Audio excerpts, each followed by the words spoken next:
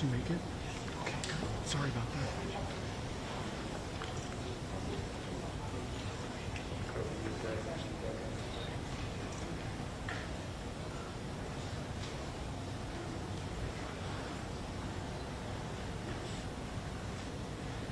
Hi everybody, thank you for being here today. My name is Hillary Kellner. I am the Communications Director for the Utah Department of Public Safety.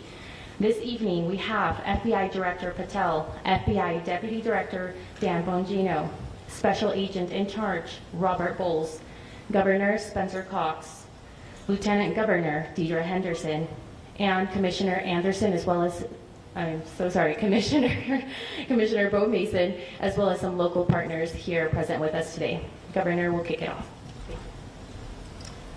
Ladies and gentlemen, thank you for joining us here tonight. We appreciate the media and the partnership we have with you in helping us to get information out to the public so that we can catch this assassin and hold him accountable. We are going to share a portion of a video and that we have of the suspect, as well as some new stills. Those have already been released, but we want to make sure that they get as much attention as possible so that we can get help from the public in tracking down this evil human being. So we're going to cue up the video right now, show that. I've asked Commissioner Bo Mason if he would narrate to you what is happening in this video. Thank you, Governor. Bo Mason, Commissioner for the Utah Department of Public Safety. If you look up to the top left, you'll see the building where the shooter was proned out in the top left corner.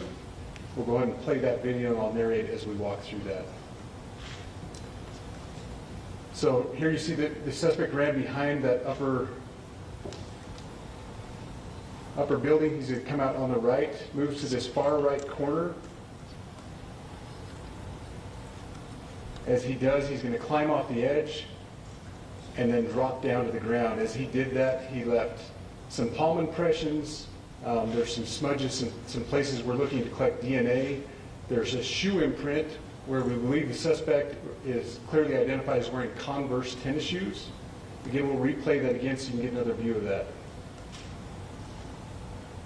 It's important to note his black t-shirt, his black pants, and there appears to be some white on the soles of those Converse tennis shoes. Those are all identifiable items that we're looking for.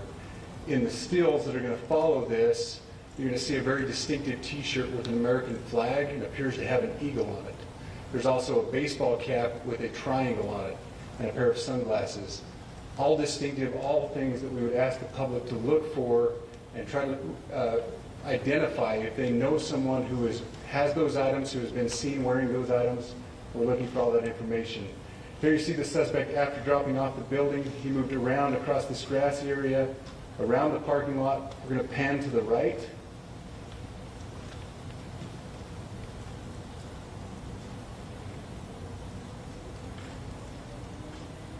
After he crosses the street, this is where he moves over into the wooded area.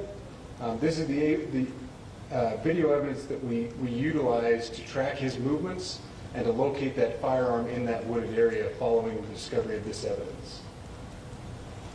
Good. You want to go to the stills? So here's the still photographs I mentioned. These have been enhanced, so these are slightly different than what we introduced earlier. Please pay close attention to the t-shirt. Like I said, very distinctive with that American flag and that eagle. The hat with the triangle and the sunglasses. If you'll go to the next picture, please. The backpack as well. All identifying features that we're hoping the public can help us identify and lead us to this suspect. Next picture. And again, there's a better picture of the hat with that triangle logo, and again the t-shirt.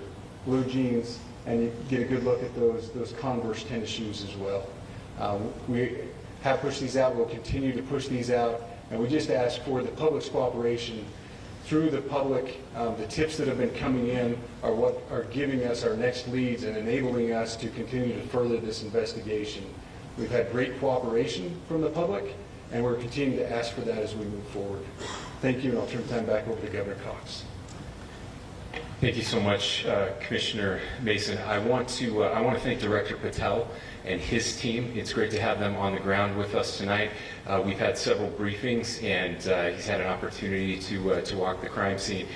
We appreciate our local law enforcement here. Again, we have Mike Smith, who is the county sheriff here. We have all of our local chiefs of police that are here as well, all working hand in hand with the state and with the FBI as we move forward with this investigation. Now, just give you a little warning, we will not be taking any questions at this time.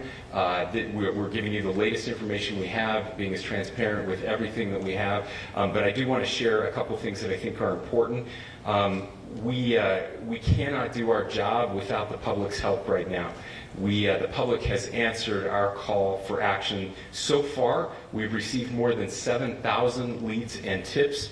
I would just note that the FBI hasn't received this many digital media tips from the public since the Boston Marathon bombing. This case also highlights the dedication of our law enforcement community. We have 20 federal, state, and local law enforcement partners that are working shoulder to shoulder to find the person who committed this horrific crime. With their support, we've completed nearly 200 interviews. As you're aware, as has already been reported, the FBI is offering a $100,000 reward for information leading to the identification and arrest of the person responsible for the murder of Charlie Kirk. We also continue to implore the public to support this investigation and come forward with any information. We are truly hopeful that this video and new photos will lead to even more tips. We are processing. We have an incredible team, a state and federal team working together to process those tips. We're going out in tandem to interview any potential person of interest or suspects. But we need, again, we need as much help as we can possibly get. Any videos or photos that you might have, the public, should be submitted to our digital media tip line, which is www.fbi.gov/Utah Valley shooting, all lowercase. Again, that is fbi.gov/Utah Valley shooting, all lowercase. You can also provide general tips about the shooting by calling 1-800-CALL-FBI. That's 1-800-CALL-FBI, or at tips.fbi.gov. This is, I would just say, this is not just a local matter here in Utah.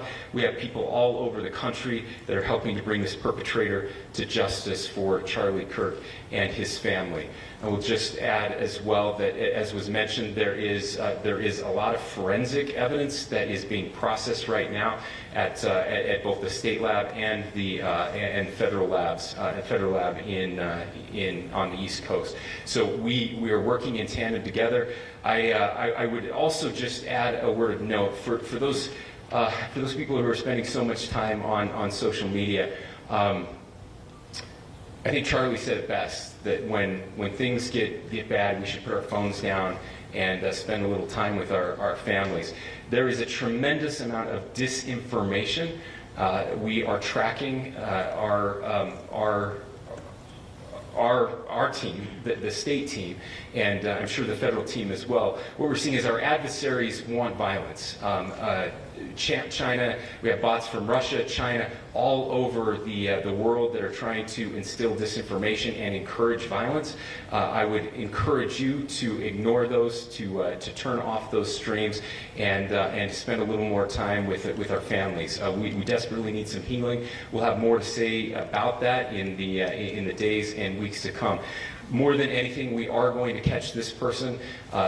Last thing I will just say is we've been working with our attorneys, getting everything that we need, affidavits ready, so that we can pursue the death penalty in this case, and that will happen here in the state of Utah. Again, to the public, to those who are grieving, thank you for your prayers. I know we are feeling those prayers. I know the Kirk family is feeling those prayers as well.